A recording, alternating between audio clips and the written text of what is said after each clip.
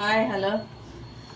ఇది గంటెలు, సజ్జలు, రాగులు, 100 గ్రాముల గంటెలు, 100 గ్రాముల సజ్జలు, 100 గ్రాముల రాగులు, తర్వాత 100 గ్రాములు కొర్రలు, 100 గ్రాములు సామలు.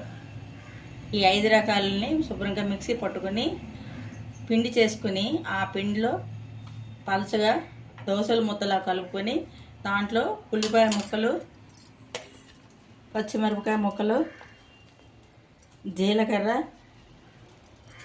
వేసేసి శుభ్రంగా అంతా వేసేసి శుభ్రంగా కలుపుకొని ఇలా పలచగా దోసల ముద్ర మాదిరిగా కలుపుకొని పొయ్యి ముట్టించి పొయ్యి మీద ఏంటది అన్నం పెట్టి దాని మీద ఇలా నూనె రాసుకొని స్టిక్ పెట్టి దాని మీద ఇలా ఆయిల్ రాసుకొని దాని నెమ్మదిగా దోశలు వేసుకోవాలి.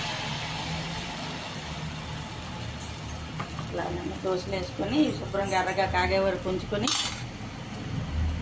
తర్వాత నెమ్మదిగా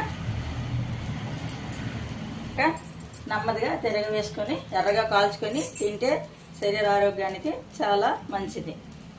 వంటింటి చిట్కాలు. దగ్గుకి తులసాకు కొంచెం తీసుకొని దాన్ని శుభ్రంగా చెదగొట్టి ఆ రసం పిండేసి దాంట్లో కొంచెం తేనె కలిపి పావు టీ స్పూన్ తేనె కలిపి చిన్నపిల్లలకైనా పెద్దవాళ్ళైనా తింటే దగ్గు త్వరగా తగ్గుతుంది.